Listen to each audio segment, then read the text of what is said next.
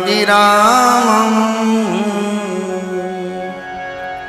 रणरङ्गधीरं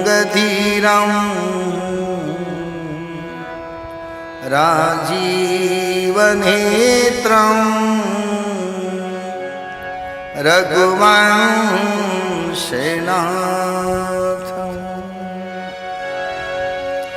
कारुण्यरूपं करुणाकरन्तं श्रीरामचन्द्रं शरणं प्रपद्ये। मनोजवं मारुततुल्यवेगं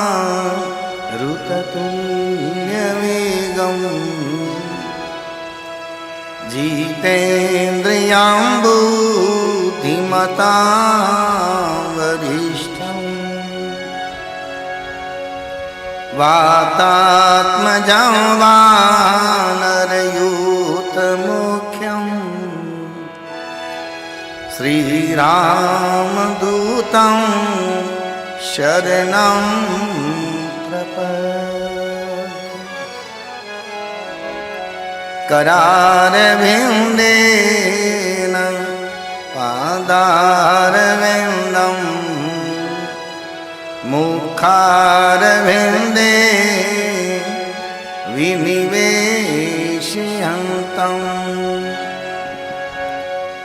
वटस्य पात्रस्य पूटेशयानं बालं मुकुन्दं मनसा स्मरामि। बालं मुकुन्दं मनसा स्मरामि। बोलो श्री सच्चिदानंद भगवान की जय, रामचंद्र भगवान की जय, हनुमान जी महाराज की जय, सद्गुरु भगवान की जय, जगदम्बे मात की जय। नमः पार्वती पतये हर हर महादेव। जय जय श्री राम, जय जय श्री राम, जय जय श्री राम।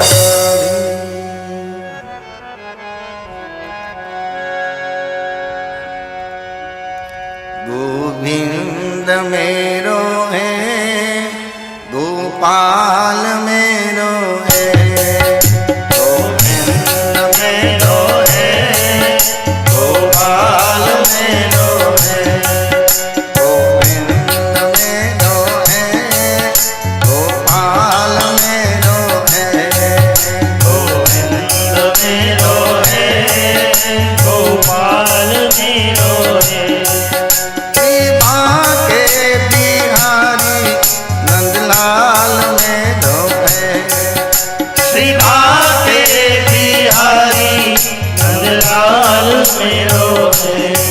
श्री माँ के बिहारी नंदलाल मेरो है, श्री माँ के बिहारी नंदलाल मेरो है, गोविंद मेरो है, गोपाल मेरो है, गोविंद मेरो है, गोपाल मेरो है, गोविंद मेरो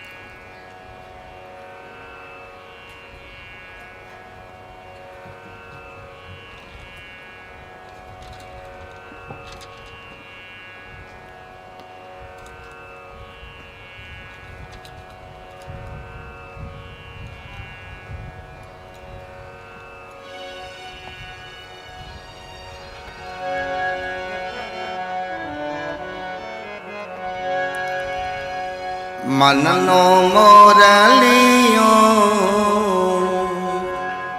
रटे तारो नाम मारी झूंपड़िए आओ मारा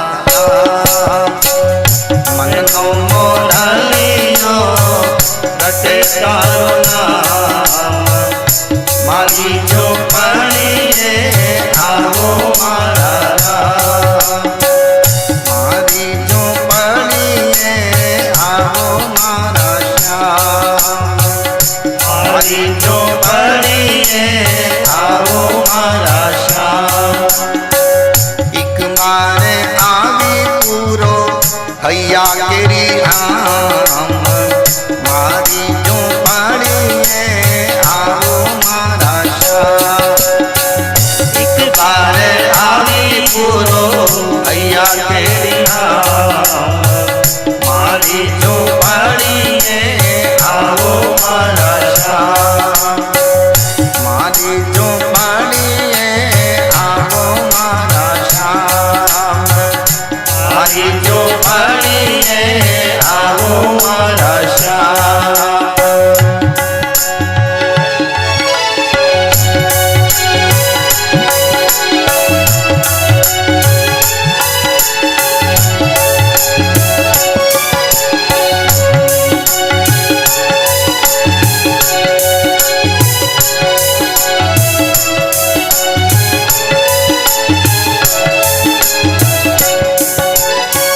सूरज उगने माने उगती रे आशा सूरज उगने माने उगती रे आशा संध्या ढलने माने मलती निराशा संध्या ढलने माने मलती निराशा रात दिवस माने तुझे नहीं काम मारी झूंपड़िए आओ मारा श्याम रात दिवस माने तुझे नहीं काम मारी झूंपड़िए आओ मारा श्याम मननो मोरलियो रटे तारो नाम मारी झूंपड़िए आओ मारा श्याम मननो मोरलियो रटे तारो नाम मारी झूंपड़िए आओ मारा श्याम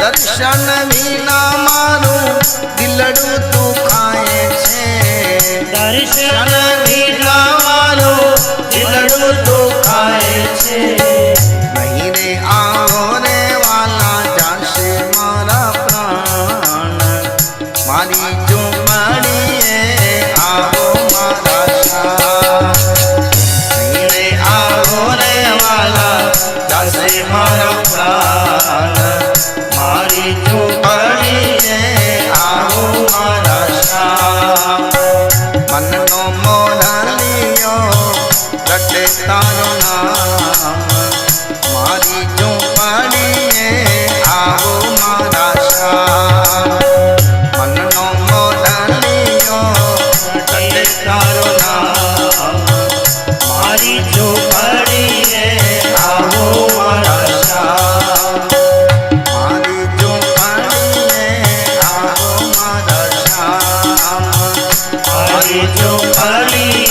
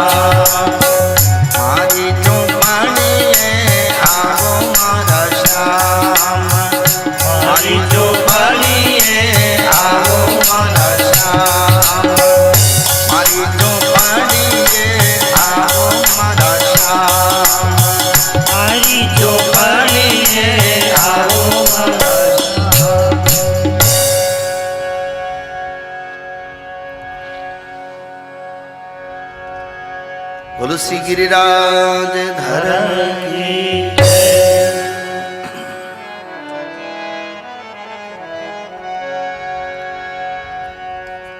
सच्चिदानंद रूपाय विश्वोत्पत्त्यादि हेतवे तापत्रय विनाशाय श्री कृष्णाय वयं नमः श्री कृष्णाय वयं नमः यं प्रव्रजन्त मनुते तं एतत्कृत्यं द्वीपायनो विरहकातर आजुहाव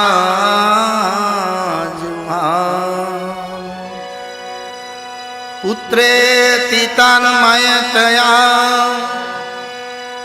तरवो विनेन्दु स्तं सर्वभूत हृदयं मुनिमानतोऽस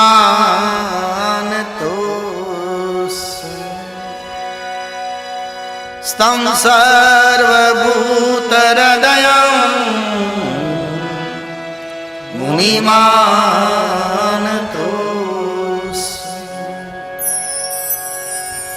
श्री सुखदेव जी महाराज की भागवत महापुराण की वेद व्यास जी महाराज की सब संतन की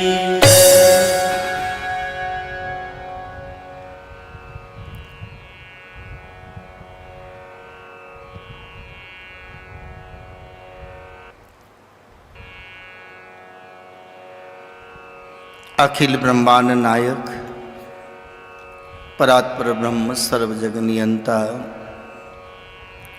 आनंद कंद उस प्रभु को नमन। माँ जगदम्बा के चरणों में नमन। स्थान देवताओं को नमन और पधारे हुए सभी भक्तों को व्यासपीठ की ओर से नमन।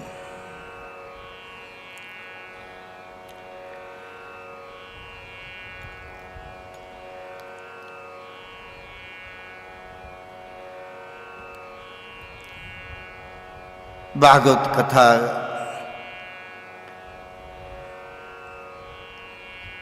एक तत्व बोध के रूप में इसका जो कम समय में सार तत्व है वो हम सार लेने का प्रयास कर रहे हैं। कथाएं तो बहुत हो रही है, कई विद्वत जन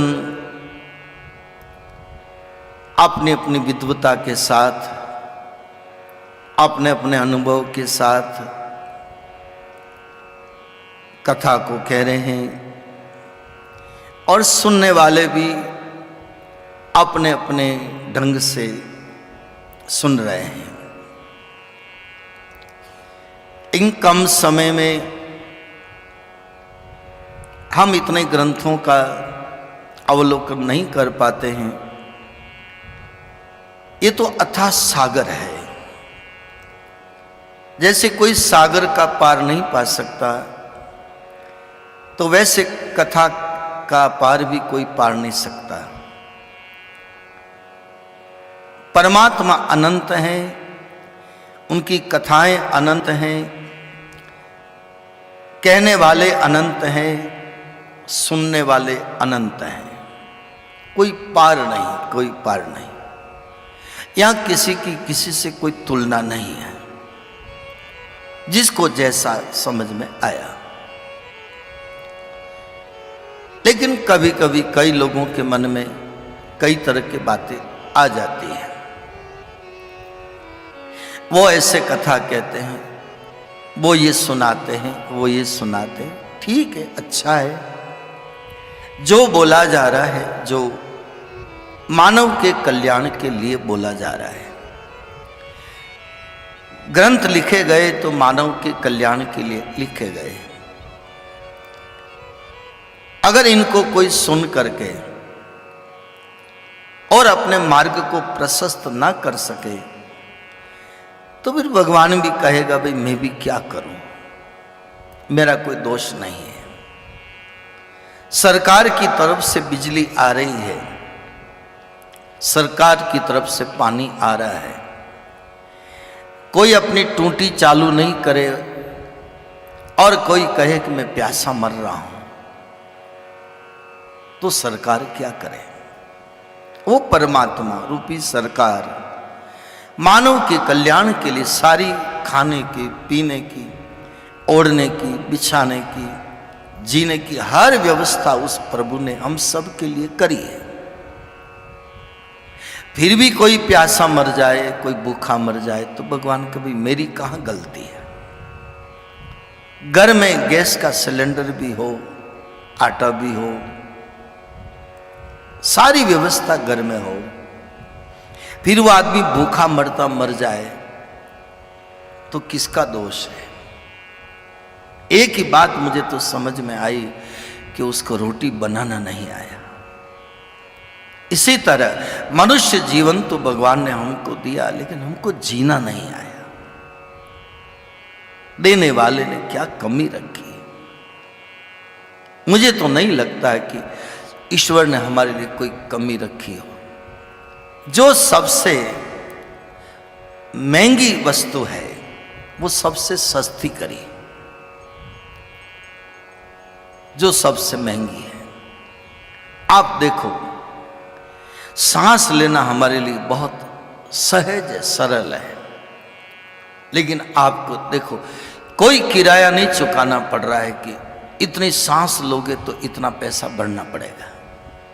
हाँ, अस्पताल में कभी एक सिलेंडर खरीदो तो पैसा चुकाना पड़ता है, लेकिन आज सारे जीव जंतु जी रहे हैं, उसके लिए परमात्मा ने कोई टैक्स, कोई वसूली नहीं की।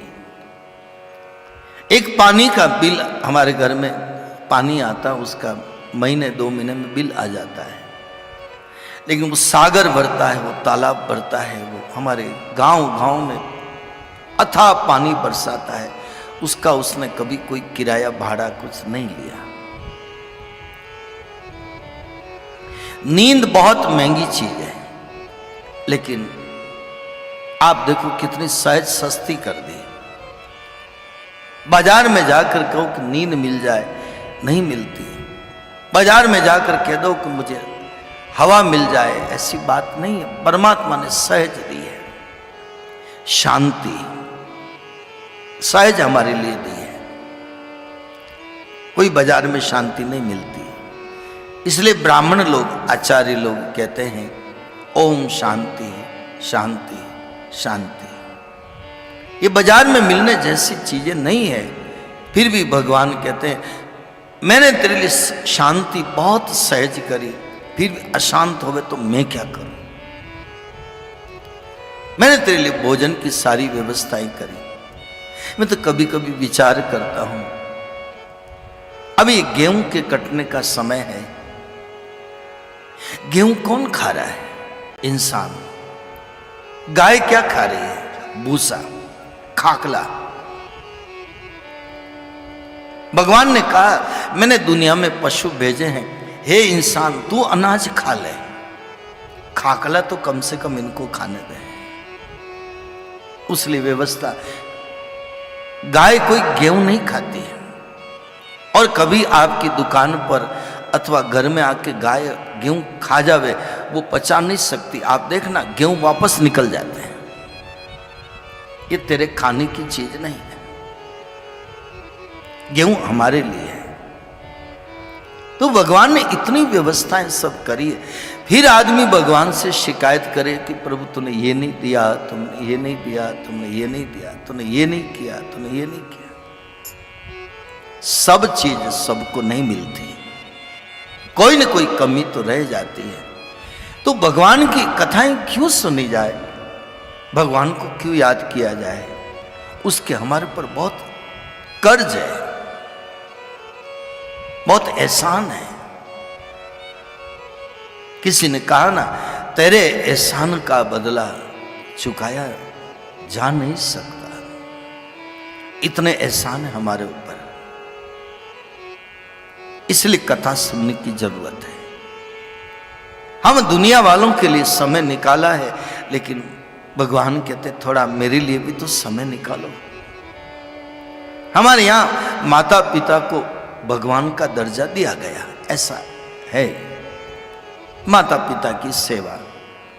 हमारे शिव पुराण में आता ना प्रसंग कथा, कार्तिक स्वामी और गणेश जी, कहा कि प्रथम पूजा किसकी हो, तो कार्तिक स्वामी भी गए और गणेश जी भी गए। गणेश जी का वाहन तो चूहा है। अब गणेश जी ने सोचा कि मैं कहां जाऊंगा चूहे पे बैठ के पूरी पृथ्वी की ब्रह्मांड की परिक्रमा करने। जाने लगे, सामने से नारद जी मिल गए।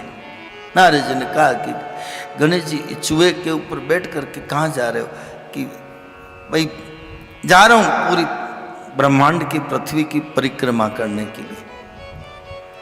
तो कार्तिक स्वामी तो मोर के ऊपर बैठ के चले गए। अब गणेश जी चूहे के ऊपर बैठ के कब जाएगा चूहा, धीरे धीरे।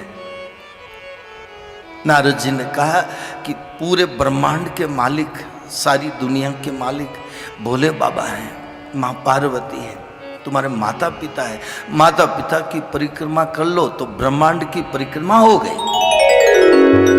ऐसा है क्या? तो हाँ, गणेश जी ने वापस अपना ड्राइवर को कहा भाई इधर चल। गाड़ी का वापस आ गई भगवान शिव और पार्वती के पास, और चारों तरफ 7 चक्कर लगा दिए।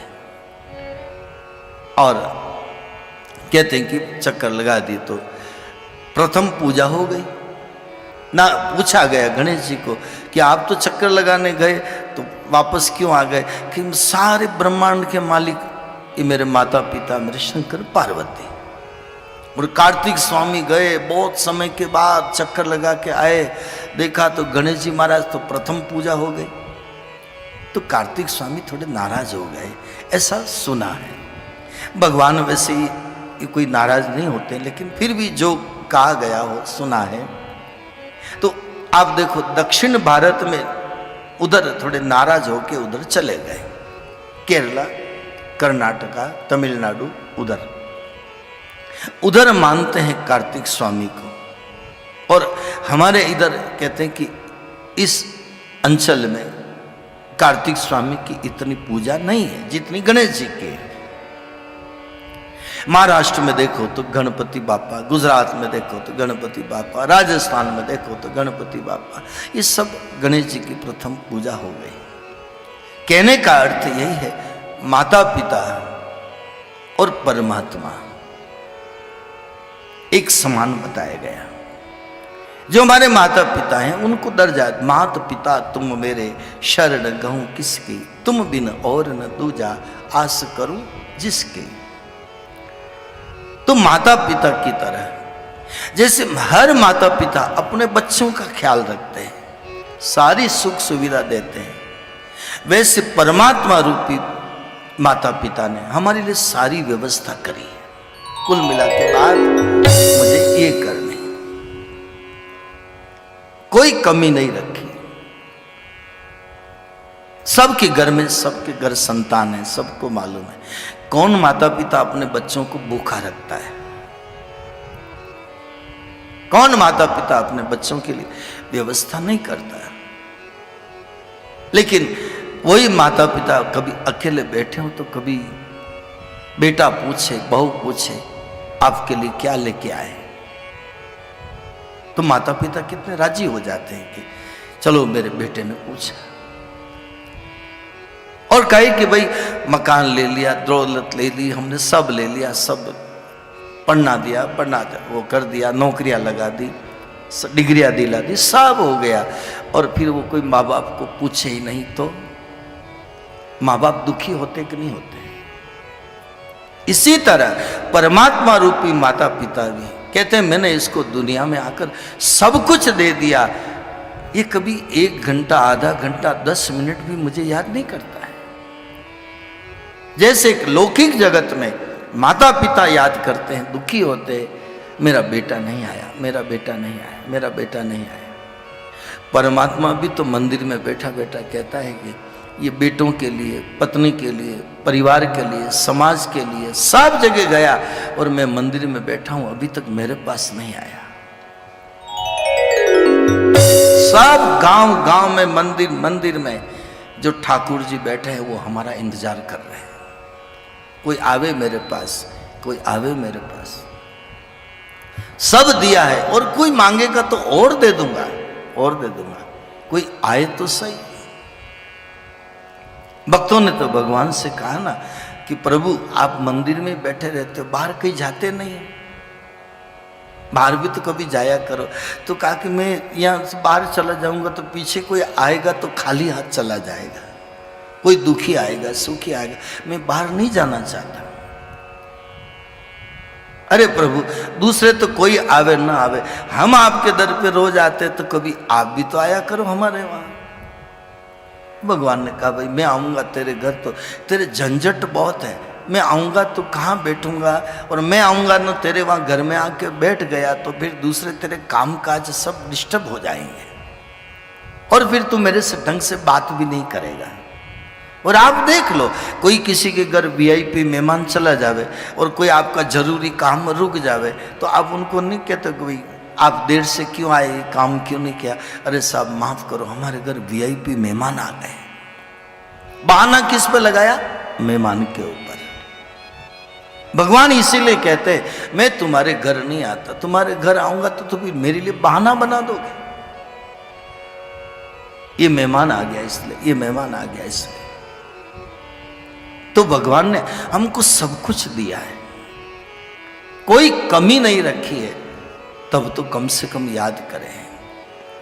इसलिए व्यवहार की धारा पर हम जितने बैठे हैं, हमारे बड़े बुजुर्ग जो भी यहाँ है, तो आपके बेटे हों, आपकी बेटियां हो, परिवार जो भी हो, आपको कोई बेटा परदेश में है और आपको फोन नहीं करे तो आपको क्या लगेगा? मेरे बेटे का फोन नहीं आया, मेरे बेटे का फोन नहीं आया। उस बेटे को फोन करते हो जो संसार में पैदा हुआ है, और हमने फोन किया तो बेटा राजी हो गया। बेटे का मूड ठीक होगा तो कहेगा पिताजी बार बार फोन मत करो, मैं काम में हूं। लेकिन बेटा तू काम में है तो तू फोन कर दिया कर, न तो फिर बेटे को टाइम मिलता है। और बेटे के साथ साथ में वो बहू है तो बहू को भी टाइम नहीं मिलता है। इसलिए कभी कभी नहीं कहते हैं बेटा तो फोन नहीं करे, लेकिन कम से कम तुम तो फोन कर दिया करो। आस लगा कर बैठे हैं। संसार के माता पिता इसी तरह परमात्मा भी इस जीव की आस लगा करके बैठा है, आए मेरे पास, आए मेरे पास, आवे मेरे पास। हमारे संत डोंगरे जी महाराज ने बहुत अच्छी बात कहते थे, मैंने उनकी कथा में सुना, शायद नाथद्वारा में आपने भी उनको सुना होगा। डोंगरे जी महाराज कहते थे इस जीव ने इच्छा करी, भगवान आके खड़ा हुआ था। भगवान ने कहा क्या चाहता है? कि प्रभु आपकी दुनिया देखना चाहता हूं, मुझे एक बार आपकी दुनिया देख। भगवान ने कहा मेरी दुनिया बहुत लंबी चौड़ी है, काहे को तू देखने की जिज्ञासा करता है? नहीं नहीं प्रभु देखना है, देखना है, देखना है। भगवान ने कहा देखेगा तो सही, लेकिन तू ये दुनिया बड़ी लुभावनी है, मनमोहक है, कहीं इस दुनिया में तू फंस जाएगा।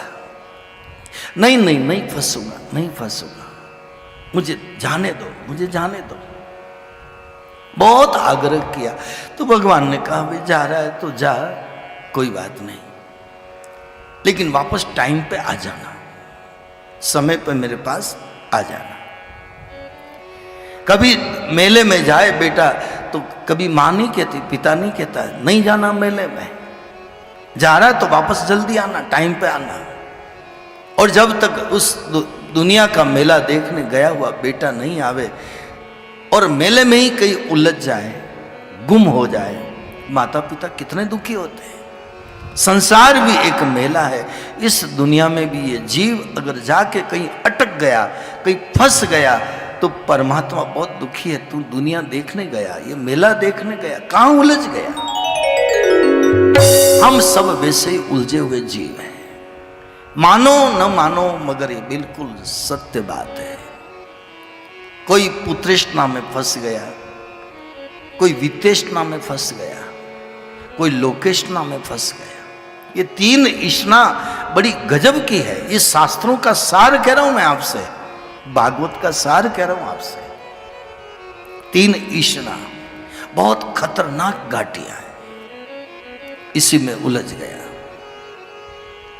संत कबीर ने भी कहा तीन इष्णा है, पुत्रेष्णा, संतान का मोह, संतान की इष्णा सबसे खतरनाक है।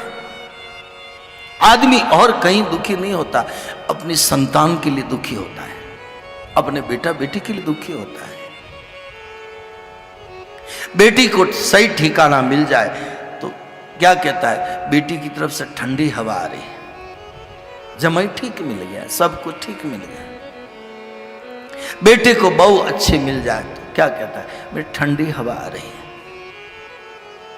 सबसे बड़ी पीड़ा आज के समय में पुत्रेष्णा। मैंने कल भी परसों भी शायद कहा, हम अपनी संतानों के लिए दुखी हो रहे हैं, परमात्मा इतना दुखी हो रहा है, इसलिए कभी रामायण, कभी भागवत, ये सारी कथाओं की व्यवस्था कोई आदमी नहीं कर रहा है, ईश्वर कृपा करके करवा रहा है। हमारी नहीं है ये व्यवस्था। कोई मान मत लेना कि हम कथा करवा रहे हैं, ये उसकी कृपा से हो रही है, उसकी कृपा से। दो काम ईश्वर की कृपा से हैं। मैं कई बार कथा में कहा, मैं दोनों प्रमाण आपके सामने रखूं। बिनु सत्संग विवेक न होई, बिनु सत्संग विवेक न होई, बिनु सत्संग विवेक न होई, बिनु सत्संग विवेक न होई।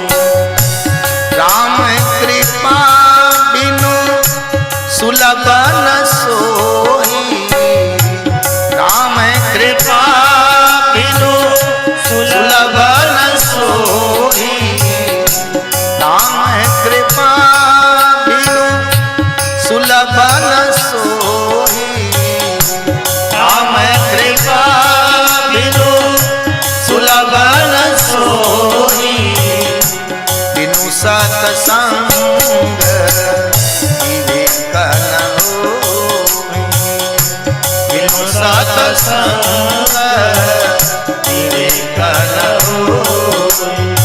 बिना सत्संग विवेक नहीं होता कि वास्तविकता क्या है, असलियत क्या है। ऐसा सत्संग भगवान कृपा करके देता है।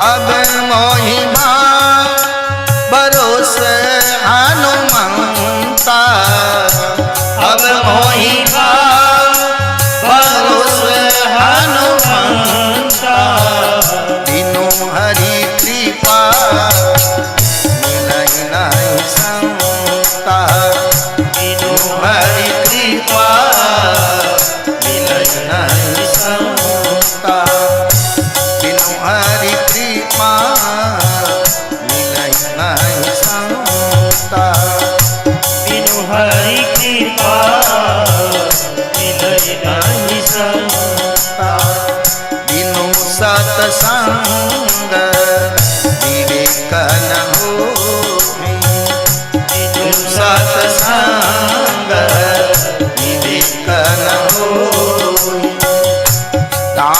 कृपा बिनु सुलभ न सोई। राम कृपा बिनु सुलभ न सोई। तो दो चीज मिलती है भगवान की कृपा से। तो ये कथा जो मिल रही है ये आपकी और हमारी व्यवस्था नहीं है, उसकी कृपा है। अगर कोई बीच में कहे कि हमारी वजह से, तो मैं ये, हाँ, प्रयास निमित्त सब इंसान बनता है, लेकिन मूल में देखा जाए तो वो परमात्मा है। राम कृपा बिनु सुलभ न सोई, ये सुलभता नहीं है। एक संतों का मिलना और एक सत्संग, ये ईश्वर की कृपा पर है। इसलिए भटके हुए जीवों को वापस अपने मूल ठिकाने पर जाने के लिए ये सत्संग की व्यवस्था है। रास्ता भटक जाओ तो बोर्ड लगे मिलते हैं, नाथू द्वारा इधर जाओ, अगर बाणूजा जाना तो इधर जाओ, राजसमंद जाना तो इधर जाओ, कांकरोली जाना तो इधर जाओ। ये सब किसने लगाए, मुझे बता सकता है कोई? न किसी सेठ ने लगाए, न किसी गांव के व्यक्ति ने लगाए, सरकार की तरफ से लगाए। बड़े बड़े बोर्ड देख लो आप, हाईवे के ऊपर लगे हुए, यहां से इतना किलोमीटर अजमेर, यहां से इतना किलोमीटर जयपुर, ये सब व्यवस्था सरकार की है। इसी तरह उस परमात्मा रूपी सरकार की आप और हम कहीं भटक न जाएं। कहीं रामायण इधर है, भागवत इधर है, उपनिषद इधर है, गीता इधर है। आपको असली मंजिल पर जाना हो तो ये सारी व्यवस्था है। अब उस रास्ते पर कोई जाए तो मंजिल पर पहुंचे, नहीं तो भटकेगा। तो पिता इंतजार कर रहा है, अब आवे मेरा बेटा, अब आवे मेरा बेटा। लेकिन वो तो उलझ गया, उलझ गया। उलझ मत दिल बहारों में, बहारों का भरोसा क्या। इसलिए 3 इष्णाओं में ये जीव फंसा है। भागवत का क्या है? और आप भागवत का ही प्रसंग आप देखो, राजा परीक्षित की मुक्ति हुई। मुक्ति होने में मूल कारण आप देखेंगे, राजा परीक्षित के जन्मेजय आदि 4 बेटे थे। चारों बेटों को राजपाट सौंप करके और अपनी मुक्ति का उपाय किया। ये तो 7वें दिन जब तक्षक नाग डसने आया, डसा, तब जन्मेजय ने यज्ञ किया मंत्र शक्ति का प्रयोग करके, और सभी सांप आकर के और उस यज्ञ में, उस हवन कुंड में आकर गिरने लगे। आस्तिक मुनि ने बचाया। ये भागवत का प्रसंग है। ये तो भागवत कोई पढ़ते नहीं है, इसलिए जो पढ़ते हैं उनको मालूम है कि मैं कहां से बोल रहा हूं।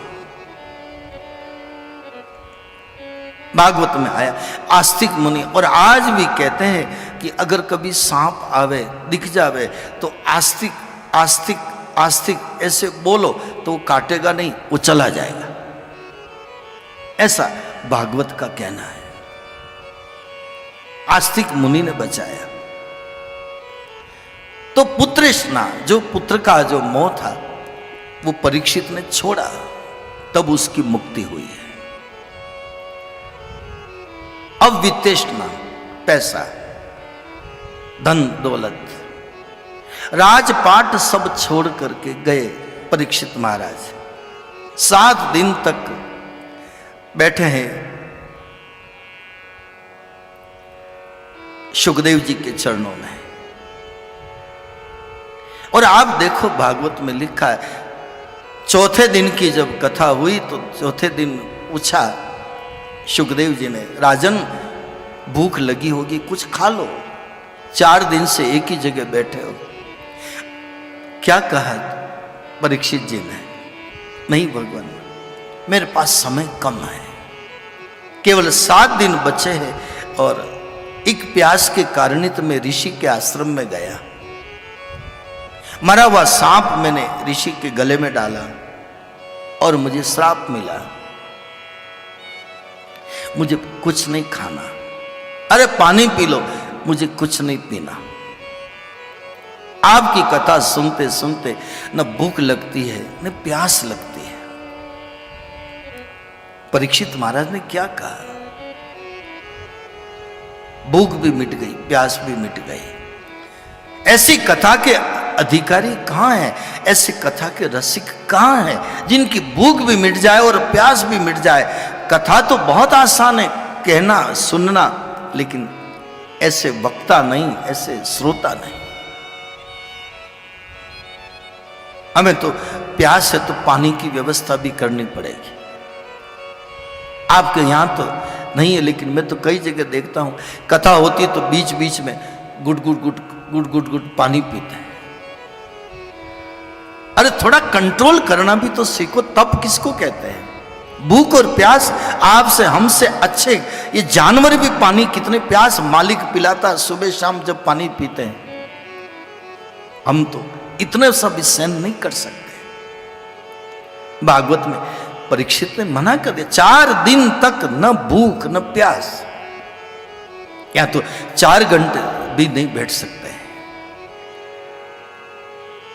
क्या है हमारी तपस्या, क्या है हमारी साधना, क्या है हमारी सहन शक्ति, क्या है हमारे शास्त्रों का शब्द तितिक्षा, सहन करना।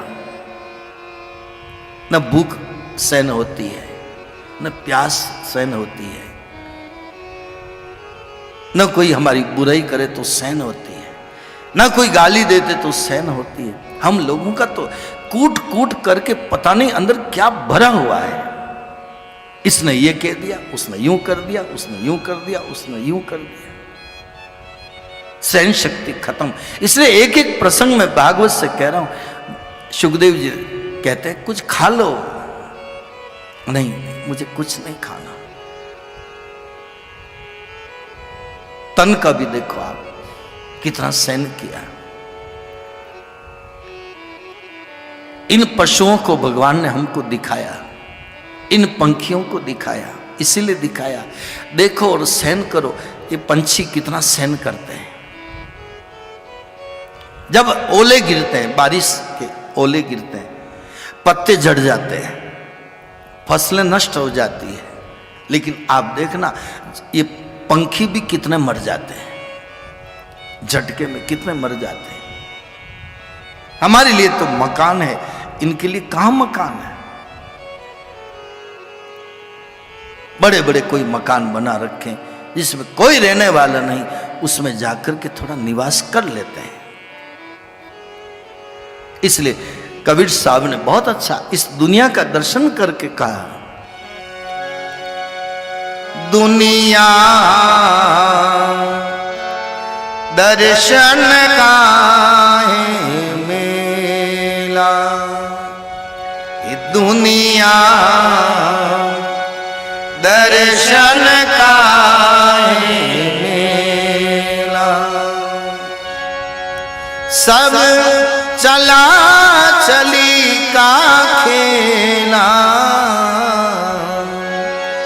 सब चला चली का खेला,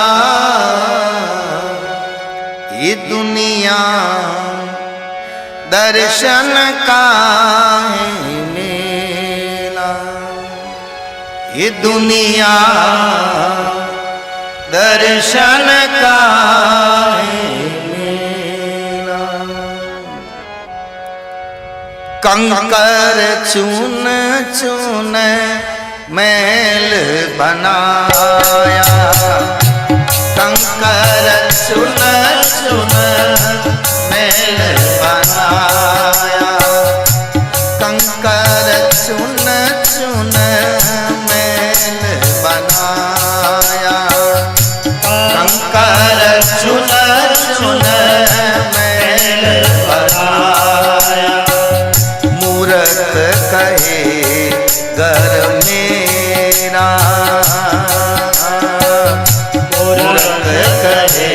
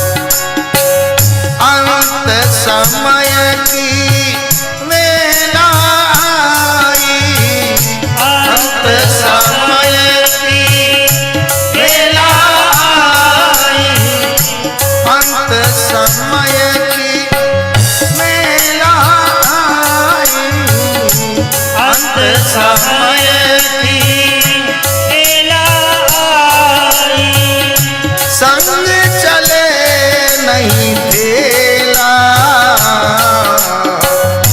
संग चले नहीं भेला,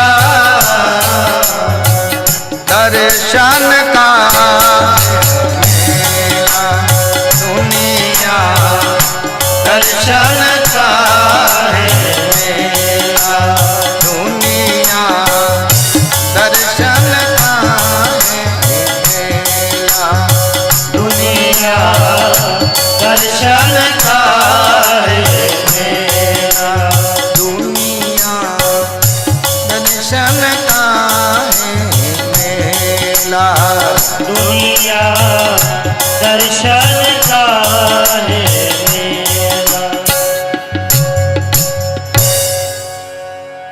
तो चिड़िया रैन बसेरा, हम कहते हैं हमारा मकान, लेकिन चिड़िया निवास करती है। और उस मकान को बनाने में न जाने कितने कितने पाप कर्म हम करते हैं। तो वित्तेषणा, वित्तेषणा, पुत्रेषणा और एक है वित्तेषणा, धन का, रुपयों का। तो ये छोड़ना बहुत कठिन है, बहुत कठिन है। 3 घाटियां बड़ी गजब की है, हमारे शास्त्र कह रहे। और परीक्षित ने तीनों छोड़ी है, इसलिए उसकी मुक्ति हुई है। हम अगर हमारी मुक्ति की बात करें तो 3 की ये इच्छा जब कम हो तब समझना कि थोड़ा हमारा रास्ता खुल रहा है। और इसमें फंस गए तो सब फंसे हुए हैं। तो पुत्रेषणा, अब कोई कहे भाई ब्याह शादी हुआ ही नहीं, बच्चे बच्चे कोई हुए ही नहीं, तो बेटा बेटी में कोई इष्टना नहीं, तो वित्तेषणा तो है, दूसरी घाटी तो है। एक घाटी नहीं है, चलो दूसरी घाटी तो है, और दूसरी घाटी भी नहीं है तो तीसरी घाटी और है, लोकेषणा। लोकेषणा, दुनिया में मेरा नाम हो, दुनिया में मेरा नाम हो। दुनिया क्या कहेगी, दुनिया मुझे अच्छा कहे, दुनिया मुझे ऐसा कहे, दुनिया मुझे ऐसा कहे। लोकेषणा, ये इच्छाएं छूटकर जब ईश्वर की इच्छा हो, नहीं प्रभु संसार की कोई वस्तु नहीं चाहिए, मुझे तो आपकी जरूरत है, ऐसे बहुत कम लोग हैं, बहुत कम लोग हैं। इसलिए हमारे शास्त्रों में कहा, कल भी हमने कहा था, अथा तो ब्रह्म जिज्ञासा, अथा तो भक्ति जिज्ञासा। हमने आगे भी कभी कहा कथा में, राष्ट्रपति को जेल देखने की इच्छा हुई, जेल में देखने के लिए गया कि कैदी लोगों की क्या हालचाल है। तो जेल देखने के लिए गया तो राष्ट्रपति तो सर्वोच्च पद है, सबसे ऊंचा पद है, फांसी के तख्ते से भी छुड़ा सकता है, ऐसा उसको अधिकार है। तो उसका पीए साथ में था, जेल के जो अफसर थे वो भी साथ में थे। सब कैदियों को लाइन में खड़ा किया, फिर पूछा तुमको किस चीज की जरूरत है। एक कैदी ने कहा, पहला जो कैदी था उसने उसको पूछा कि 7 दिन में एक बार मिठाई मिलती है, थोड़ी मेहरबानी करो ना कि 7 दिन में 2 बार मिठाई मिले, भोजन जो मिलता है। तो राष्ट्रपति था, उसने कहा भाई सप्ताह में 2 बार मिठाई कर दो। आगे वाले कैदी से पूछा कि तुम्हारी क्या इच्छा है, कि साल भर में 1 ड्रेस मिलती है कपड़े की, 2 ड्रेस करवा दो। चलो भाई 2 ड्रेस मिलेगी कैदियों को। आगे वाले से पूछा तेरी क्या इच्छा, कि हमारी कोठरी में कितने वर्षों से रंग रोगान नहीं हुआ, इसमें कलर करवा दो। चलो भाई तेरी भी मांग पूरी। आगे पूछा तेरी क्या इच्छा है, तो उसने कहा कि यहाँ पर 1 महीने में 1 पिक्चर दिखाते हैं, 2 पिक्चर की व्यवस्था कर दो। चलो ये भी पास। सबकी अपनी अपनी मांग है। किसी ने कहा कंबल कम मिलती है तो कंबल भी दिलवा दो, 2 साल में एक मिलती है तो हर साल नई कंबल करवा दो। सब एक एक करके मांग रखी, सब ने अपने अपनी डिमांड रखी। हमारे लाइट नहीं तो थोड़ा उजाला करवा दो, नाश्ता नहीं मिलता तो नाश्ते की व्यवस्था करा दो, मिलने वाले आते तो उनका थोड़ा टाइम बढ़ा दो।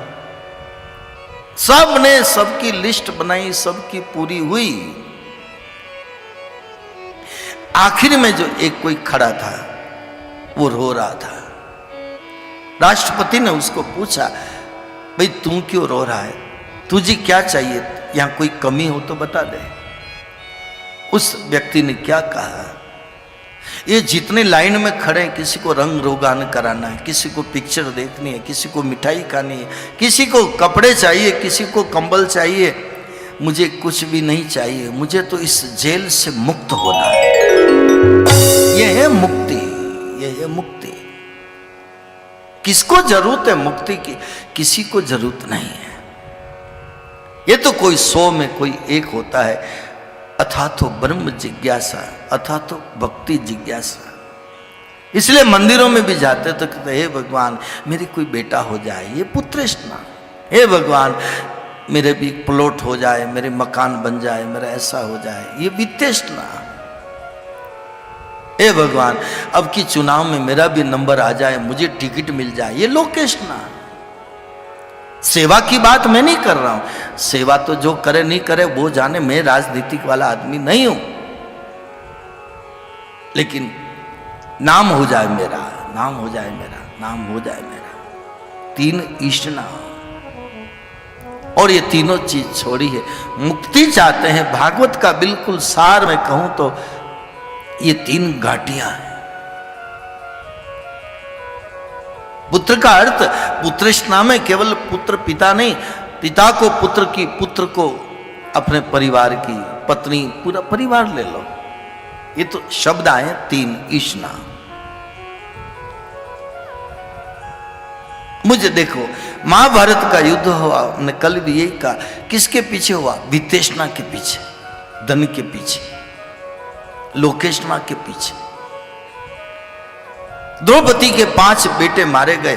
द्रौपदी दुखी किसके लिए हुई, 5 बेटों अश्वत्थामा ने मारा, ये पुत्रेष्णा।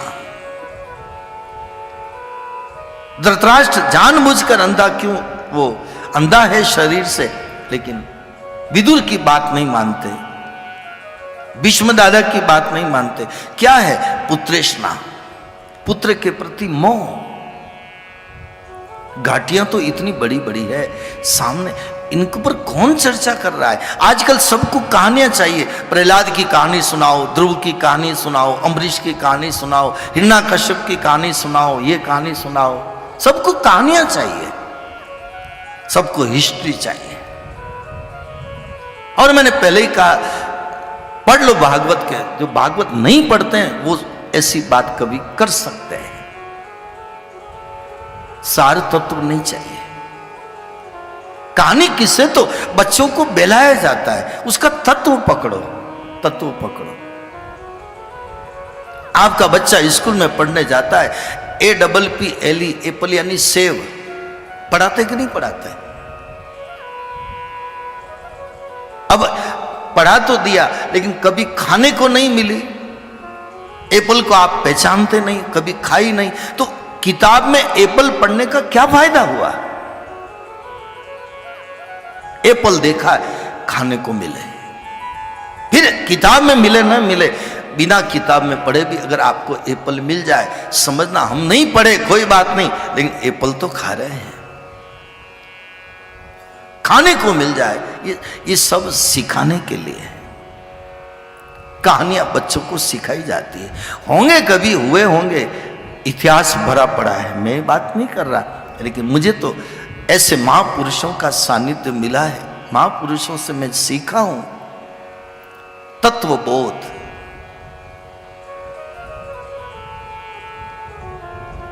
ऐसा तत्व मिले और बोध मिले।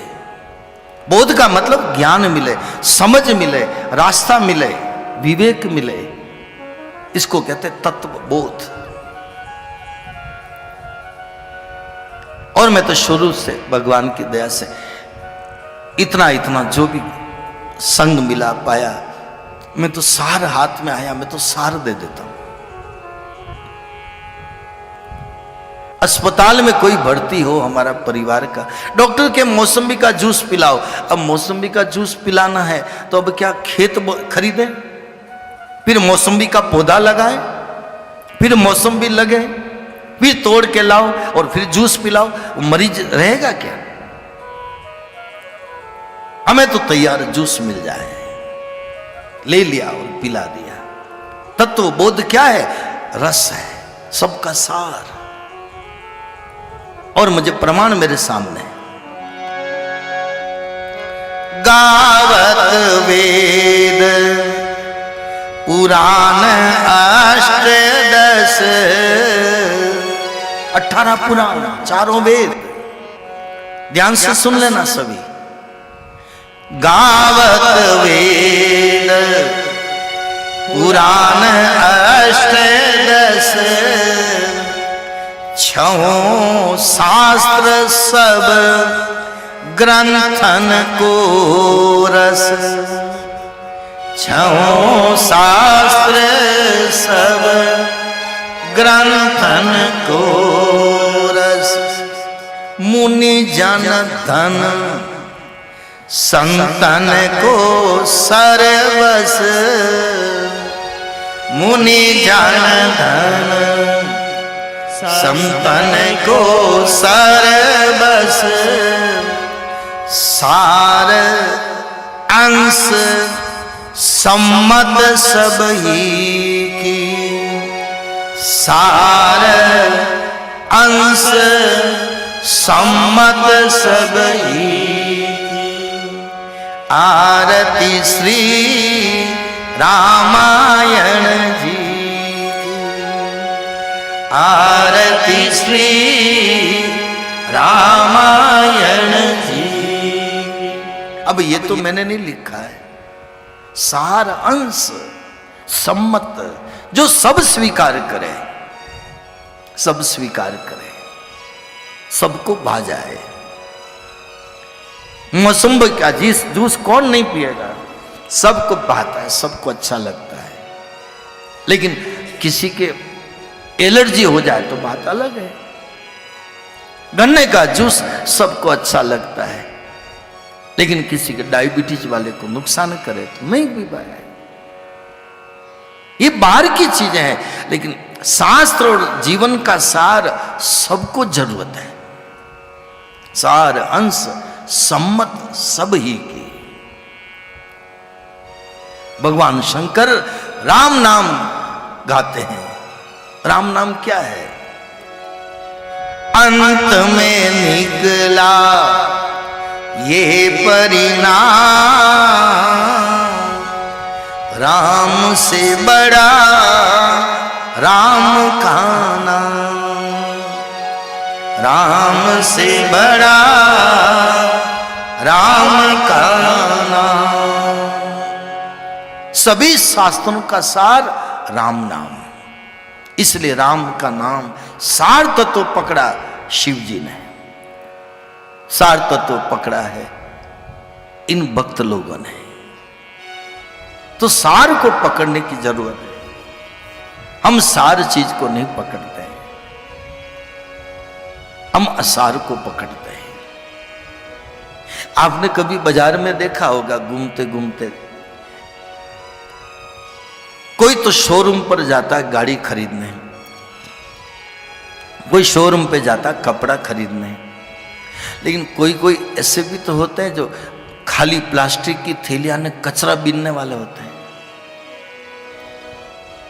उनका धंधा शोरूम का है, लेकिन उनका धंधा कचरा बीनने का है। उनको मिलता है कचरे में, कचरे में। सब कचरा नहीं बीनते, लेकिन कोई कोई। और आप देखना, ठेले पे झोला होगा, आपके चेहरे की तरफ नहीं देखेगी, इधर उधर देखती जाएगी। वो कचरा बीनने वाला है, बीनने वाली देखेगी कचरा कहाँ पड़ा है, प्लास्टिक की थैली कहाँ पड़ी है, आपके सामने नहीं देखेगी। पास में होके कौन जा रहा है, उसकी निगाह कचरे पर है।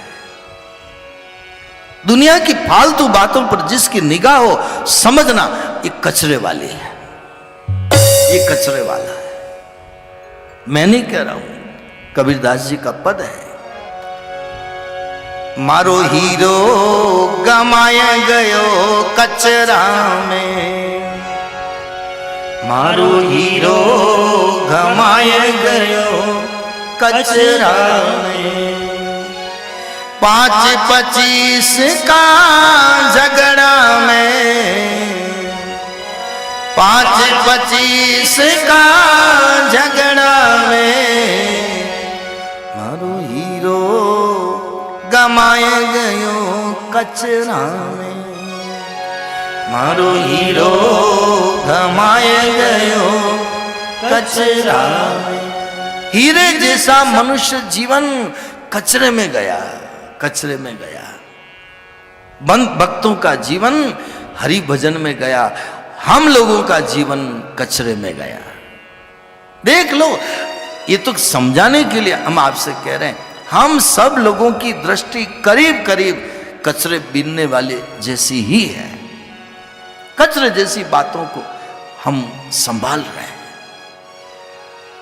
मारो हीरो गमाए गयो कचरा में, थोती बातों में, बेकार बातों में, असार बातों में, फालतू बातों में। मैंने, ये मेरा भजन नहीं है, मैं तो चुन चुन के कहां से कितने वर्षों से भगवान ने मुझे दिया है। कोई तो बतावे तीर्थ व्रत में, कोई तो बतावे तीर्थ व्रत में, कोई तो बतावे पोथी पतरा में, कोई तो बतावे पोथी पतरा में, मारो हीरो गमाए गयो कचरा में, मारो हीरो गमाए गयो कचरा में। कबीरदास जी के एक शिष्य थे जिनका नाम था धर्मदास, ये उनका पद है। धर्मदास ने हीरो ला दो, बड़ी मुश्किल से हीरो ला दो, यानी तत्व ज्ञान मिला, मनुष्य जीवन मिला और उसमें तत्व ज्ञान मिला, तो उस तत्व ज्ञान को कैसे संभाला। धर्मदास ने हीरो ला दो, यानी मिला, बांध लियो काठो अचला में, बांध लियो काठो अचला में, मारो हीरो गमाए गयो कचरा में, मारो हीरो गमाए गयो कचरा में, मारो हीरो गमाए गयो कचरा में, मारो हीरो गमाए गयो कचरा में। 5-25 का झगड़ा में, 5-25 का झगड़ा में, मारो हीरो गमाए गयो कचरा में, हीरो गमाए गयो कचरा में, हीरो गमाए गयो कचरा में। मारो हीरो गमाए गयो कचरा। तो धर्मदास ने हीरो ला दो तो बांध लियो काठो अचला में, कहीं गिर नहीं जाए, गिर नहीं जाए, तो आंचल में बांध दिया। अब ये तो समझाने के लिए ज्ञान तत्व बोध।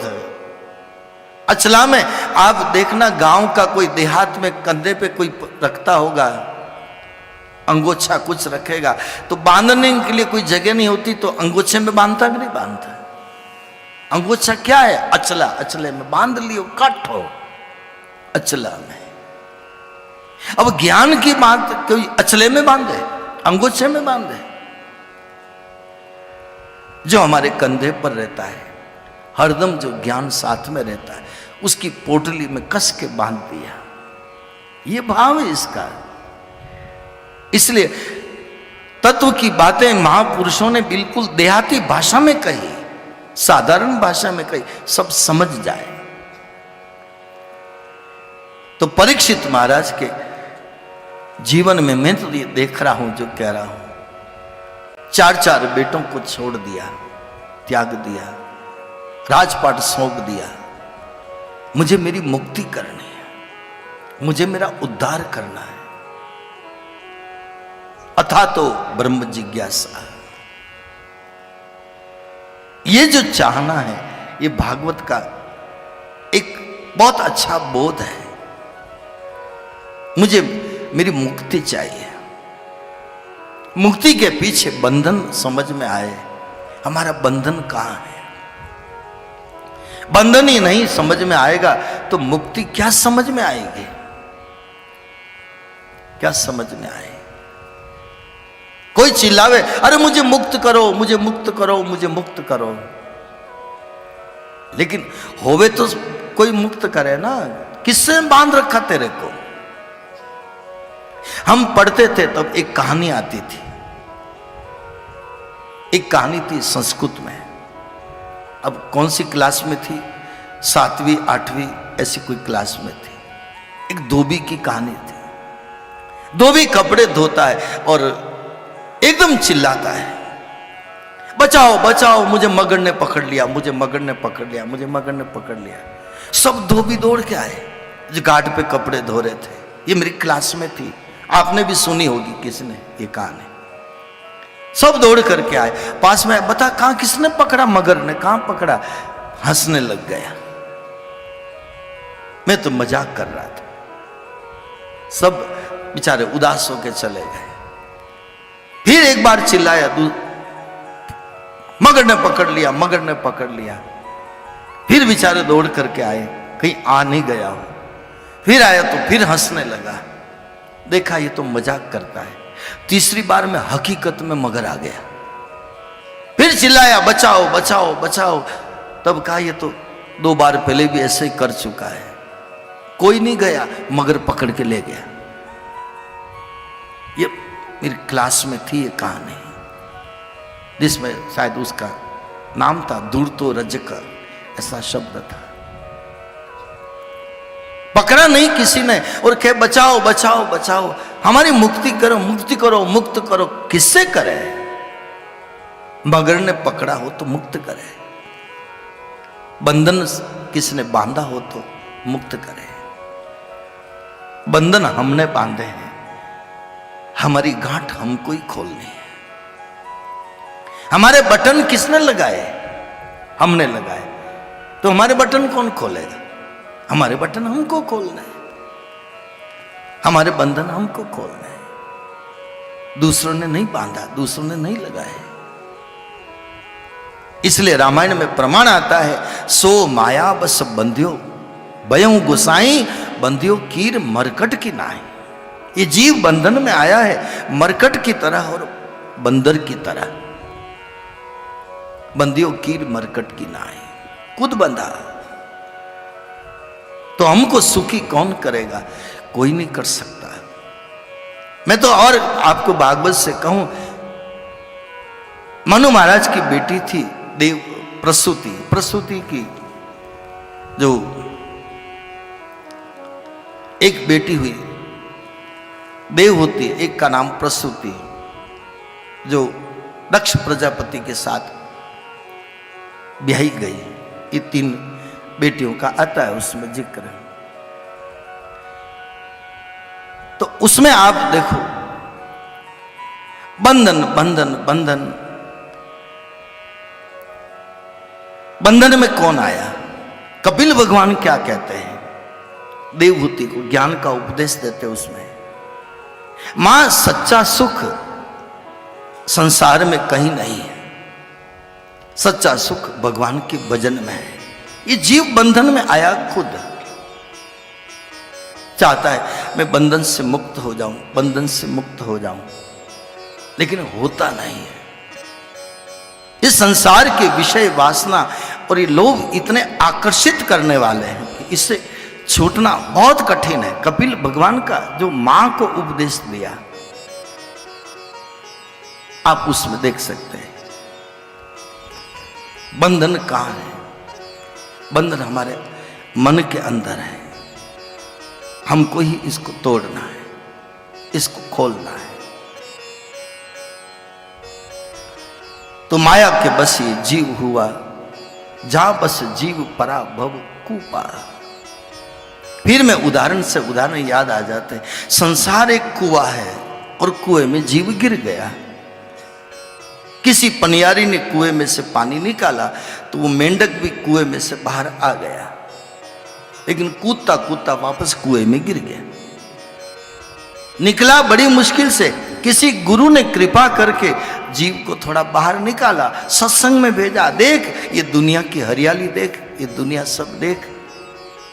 तू किसी की कृपा से आज बाहर आया संसार के कुएं से।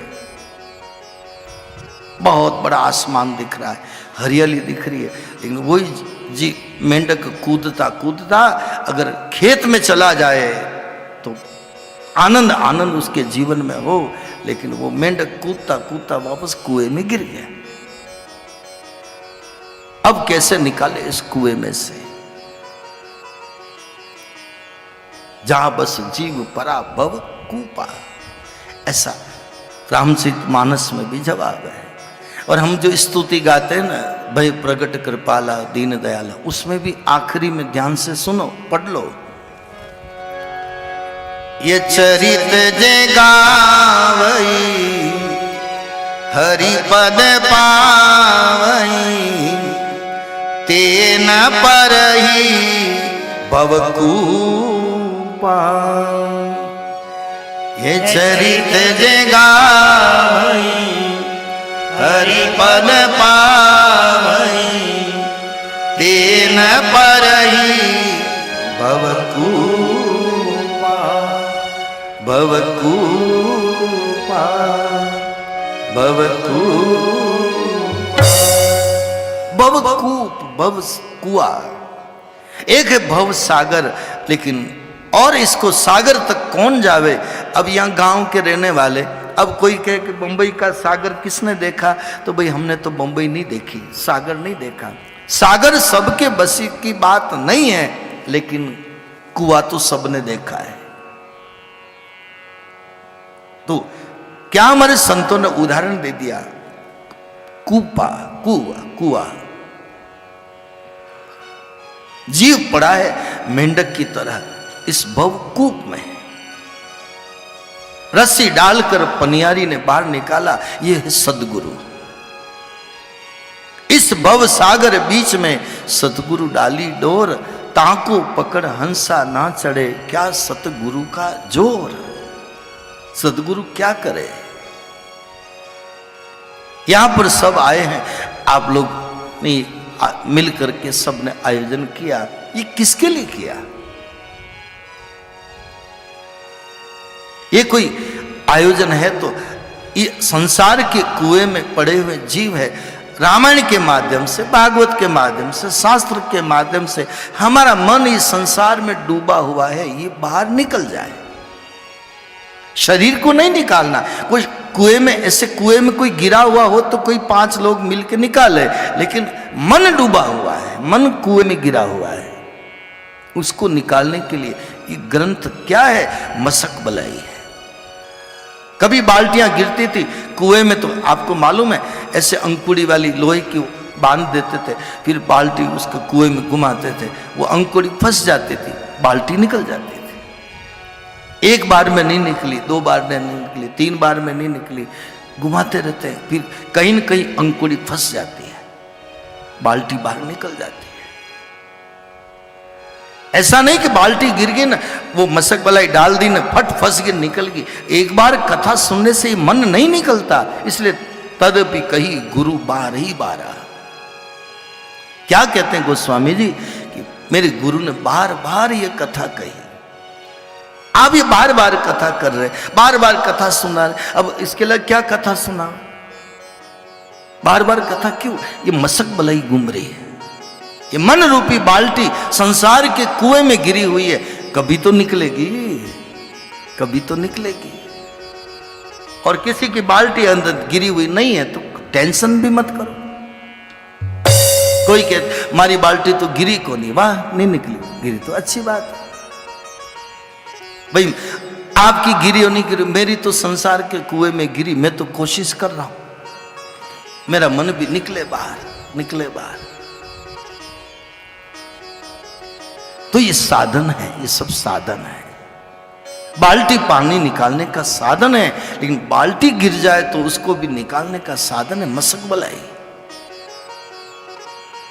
कभी न कभी तो निकलेगा, प्रयास करते करते। इसलिए हमारे बिंदु जी ने ठीक कहा, नाथ का नाम दया निधि है, नाथ का नाम दया निधि है, दया भी करेंगे कभी न कभी, दया भी करेंगे कभी न कभी। दुख हारी हरि दुखिया जन के, दुख हारी हरि दुखिया जन के, दुख क्लेश हरेंगे कभी न कभी, दुख क्लेश हरेंगे कभी न कभी। कभी न कभी तो ये मन बाहर निकलेगा और हमारा क्लेश दुख आवागमन का, पुनरपि जननम पुनरपि मरणम, जन्म का दुख मरने का दुख, इससे मुक्ति परीक्षित की तरह हमारी भी कभी हो सकती है। इसलिए ये सब प्रयास है, सब प्रयास है। ऐसा ग्रंथ व्यास जी ने लिखा है नारद जी की प्रेरणा से। हे नारद जी, ऐसा ग्रंथ है ये कि मन बाहर निकल जाता है। मेरा मन बच्चों के साथ खेलता था और चंचल पने में था, इस कथा को सुनकर मेरा मन स्थिर हो गया। किसने कहा? नारद जी ने। और मेरी चंचलता मिट गई, मैंने सेवा करी, मैंने कथा सुनी और इसका फल यह मिला, मेरी भगवान में रुचि हो गई, भगवान के नाम जप करने लगा और मुझे भगवान ने दर्शन भी दिए। ऐसा नारद जी कह रहे हैं। अपनी आप बीती बताई, तब नारायण के अवतार व्यास जी ने भागवत लिखी। और ये भागवत किसको सुनाई? शुकदेव जी को। 16 साल की उम्र और जन्म लेते ही बेटा चला गया, लेकिन शिष्यों के माध्यम से बेटे को बुलाया, पिता के पास बैठ करके पूरी भागवत का अध्ययन किया शुकदेव जी ने। और ये परीक्षित को फिर शुकदेव जी ने सुनाई है।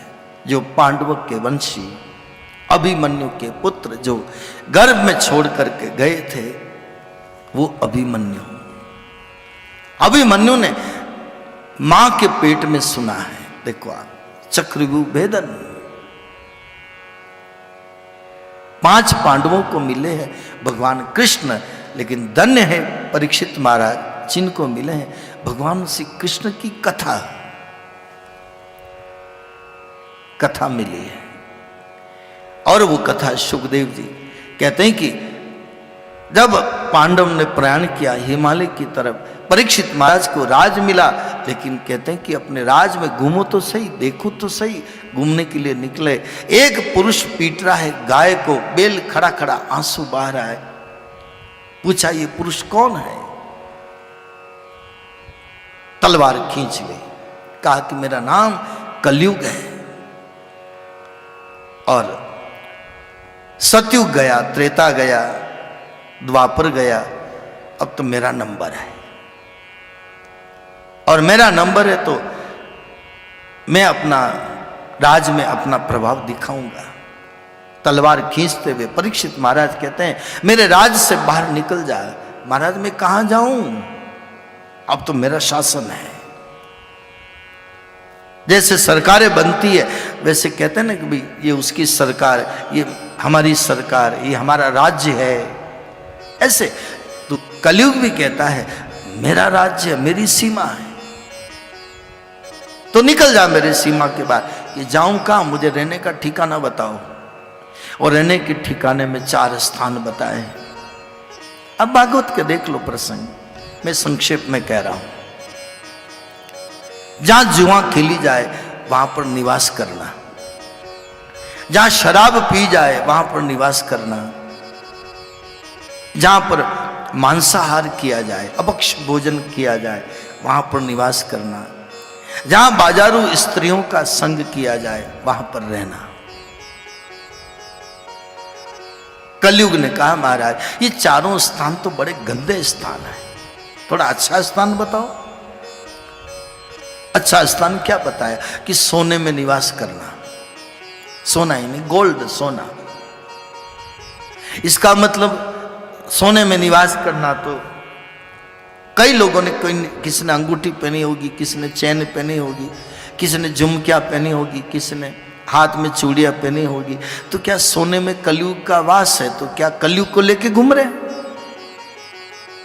भागवत कथा कहने वाले अगर कोई कहे कि सोने में कलयुग का वास है, तो आप देख लो कई महाराज लोगों के हाथों में सोने की अंगूठियां मिलेगी आपको, कई महाराज लोगों के गले में सोने की चैन मिलेगी आपको। इसका अभिप्राय क्या है? तो हमको इस समझ में आया कि सोने में निवास का अर्थ है पाप का धन। जहां पर पाप का धन आवे, लोगों का शोषण करके आवे, लोगों को सता करके आवे, किसी को कष्ट दे करके जो हमारे घर में रुपया आता है वो पाप का धन, उसमें कलयुग का वास। अनीति के धन में कलयुग का वास है। जिस घर में अनीति का धन आवे उस घर में प्रभु की भक्ति नहीं हो सकती। जिस घर में पाप का पैसा आवे, फिर वो सोना पहरे तो भी ठीक, नहीं पहरे तो भी ठीक। अनीति का धन, पाप का धन। और मैं फिर थोड़ी सी खुलासा करूं, बहुत दूर दूर तक मेरा ये मैसेज जा रहा है। पाप का धन आपको तो अशांति देगा। पाप का पैसा जब हाथ में आता है, पहले थोड़ी गर्मी रहती है, मेरे पास ये है, मेरे पास ये है, मेरे पैसे की गर्मी रहती है, धन की। लेकिन एक चीज और होती है, हाथ में पाप का पैसा आता है, यूं तो गर्मी रहती है, लेकिन रात में बिस्तर में नींद हराम होती है, बिस्तर में नींद नहीं आती है। और तीसरा, आगे और चलो तो बेटों की बुद्धि को बिगाड़ती है, अपने संतानों की बुद्धि को बिगाड़ती है। और मान लो किसी कारण से, मान लो संतानों की बुद्धि नहीं बिगड़ी तो पोतों की बुद्धि को बिगाड़ती है। पोते आपके आउटलाइन निकल जाएंगे, आपकी पूंजी को बर्बाद कर देंगे। और क्योंकि वो पाप का धन पोते के हाथ में आया, तो पोता बर्बाद करेगा। खुद तो अशांति में जियोगे, पाप की गठरियां सिर पे बांधोगे, उसका पीछे आगे हिस्सा भोगेगा बेटा, उसके बाद हिस्से में आएगा पोते के। पोता जहां पर पहले थे वहीं पर ले आएगा, बैलेंस बराबर कर देगा। और मैं आपसे कहूं तो परीक्षित महाराज ने देखा, मेरे पिताजी ने, मेरे पूर्वजों ने खजाने में क्या रखा, देखूं तो सही। पेटी को खोला, पेटी में क्या निकला, आप पढ़ो भागवत में। पेटी में निकला एक सोने का मुकुट। और वो मुकुट किसका था? जरासंध का। कौन लाया? भीम। जरासंध के बेटे ने मांगा, मेरे पिताजी का मुकुट दे दो, दे दो। लेकिन भीम ने नहीं दिया, छीन कर लाया था, तिजोरी में रख दिया, खजाने में रख दिया, पेटी में रख दिया। 5 पांडव भीम जो थे कहां गए? हिमालय में जाके गल गए, मर गए। और उनका बेटा अभिमन्यु जो मारा गया चक्रव्यूह में। अब आप आगे देखो, उनका जो बालक था वो आया परीक्षित। धन छीना दादाजी ने और हाथ में आया परीक्षित के। हाथ में आया और मुकुट देखा, मुकुट को पहन लिया और पहनते ही कलयुग अंदर प्रवेश कर गया। राजा की बुद्धि बिगड़ गई। कहां गया? शिकार करने। कभी शिकार नहीं करने वाला शिकार करने गया, और शिकार करने गया तो शिकार मिला नहीं, प्यास लगी, ऋषि के आश्रम में गए। ऋषि ध्यान में बैठे थे। मन में बुद्धि तो बिगड़ी गई क्योंकि मुकुट पहन लिया। मैं राजा हूं, मैं आया और ये महात्मा मेरे सामने एक्टिंग कर रहा है, नाटक कर रहा है, आंख बंद करके बैठा है, मेरा सम्मान नहीं कर रहा है। लेकिन ध्यान में बैठे थे शमीक ऋषि। मरा हुआ एक सांप पड़ा हुआ था, ला करके ऋषि के गले में डाल दिया। डाला तो उसी समय महात्मा को तो ध्यान नहीं था, उनके बेटे के पास समाचार गया, तुम्हारे पिता के गले में कोई राजा आया था, मरा हुआ सांप डाला।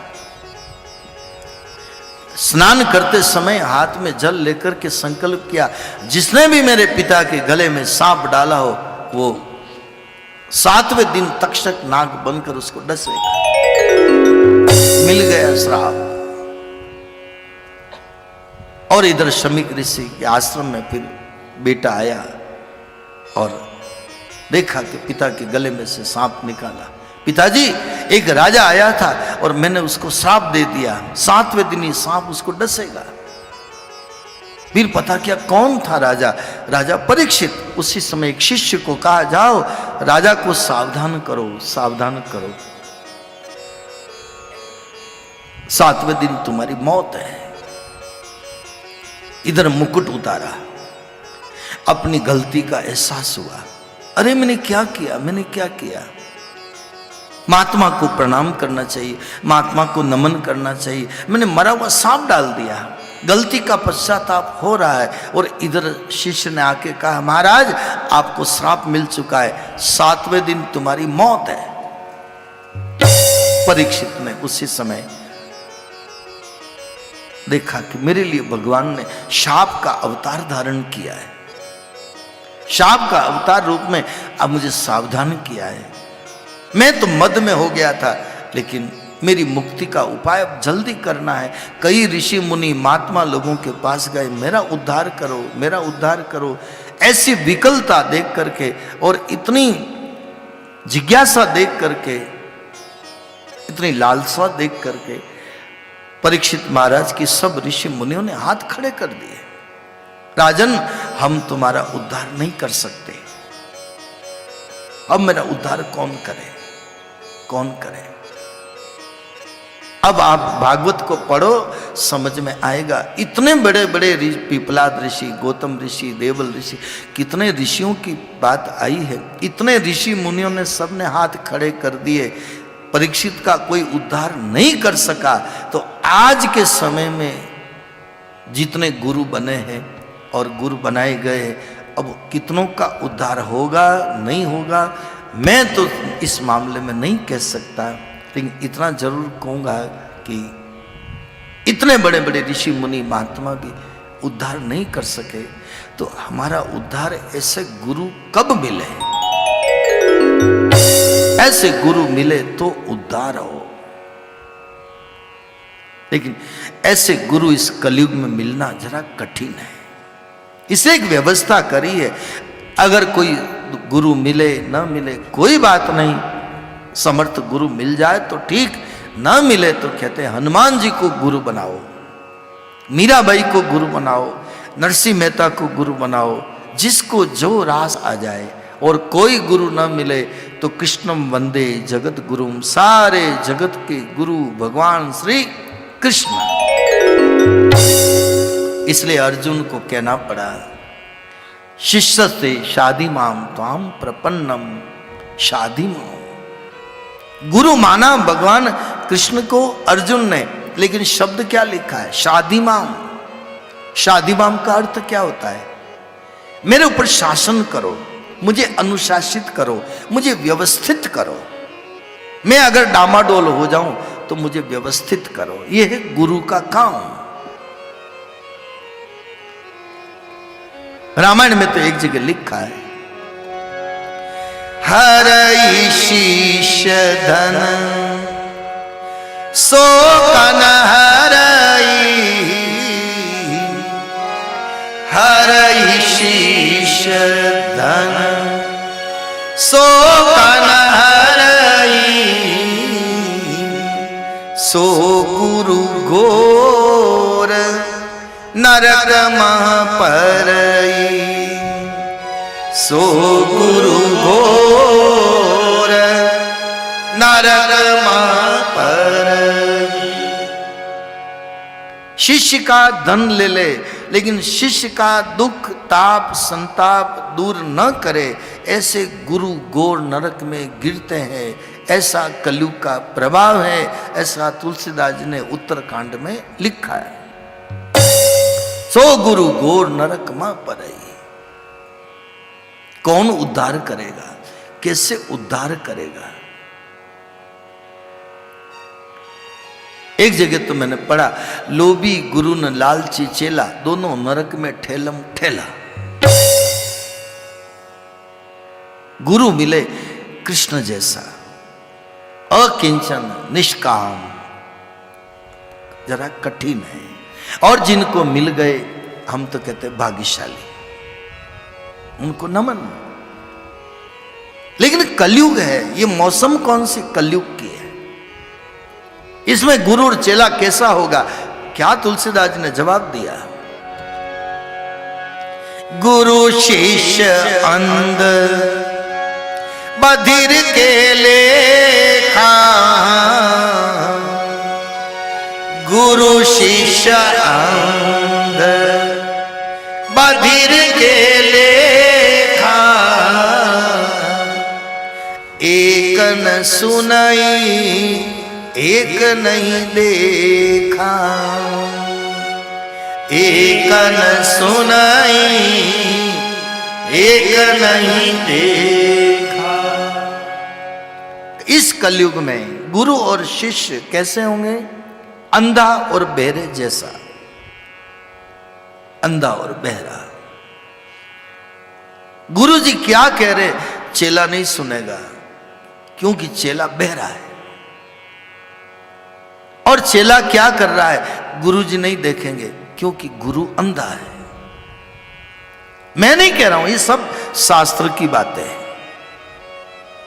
इस कलयुग में गुरु जी को चेले से वास्ता है, भाई तू आ जाना और भेंट पूजा दक्षिणा धर जाना, अब तेरे मर जाए सो तू कर, मुझे तेरे कुछ नहीं देखना। ये गुरु अंधा, शिष्य बहरा। गुरु क्या कह रहे हैं, क्या तत्व ज्ञान दे रहे हैं, क्या बोध दे रहे हैं, किसी से मतलब नहीं। बस मैंने गुरु बनाया, मैंने गुरु बनाया, मैंने गुरु बनाया। मुझे तो ये शब्द भी ठीक नहीं लगता है, आपको ठीक लगे तो आप जानो, लेकिन मैं आपसे थोड़ा स्पष्टीकरण कर रहा हूं। मैंने गुरु बनाया। अब कुमारवाड़े में जाओ तो किसी ने मटका बनाया, किसने कुलका बनाया, किसने दिया बनाया, और किसने गुरु बनाया। बात बराबर हो गई कि नहीं हुई? बनाया यानी उसका निर्माण किया, गुरु बनाया। अब यहां पर जरा सा थोड़ा सा विचार करें कि गुरु बनाया तो एक कुमार ने मटका बनाया, तो कुमार बड़ा है कि मटका बड़ा है? कुमार बड़ा है, उसने मटका बनाया। तो अब आप बताओ कि चेला बड़ा है कि गुरु बड़ा है? मैंने गुरु बनाया, इसका मतलब हो गया कुमार, और गुरु बनाया हो गया वो मटका।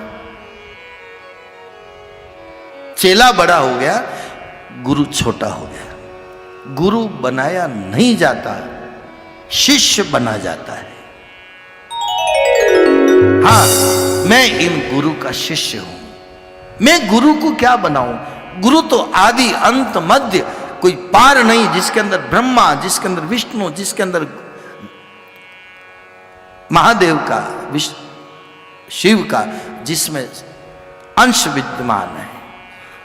गुरुर ब्रह्मा गुरुर विष्णु गुरुदेव महेश्वर। मैं क्या बनाऊं? ऐसी हस्ती को। हमें गुरु बनाने की जरूरत नहीं है, हमें किसी का शिष्य बनने की जरूरत है।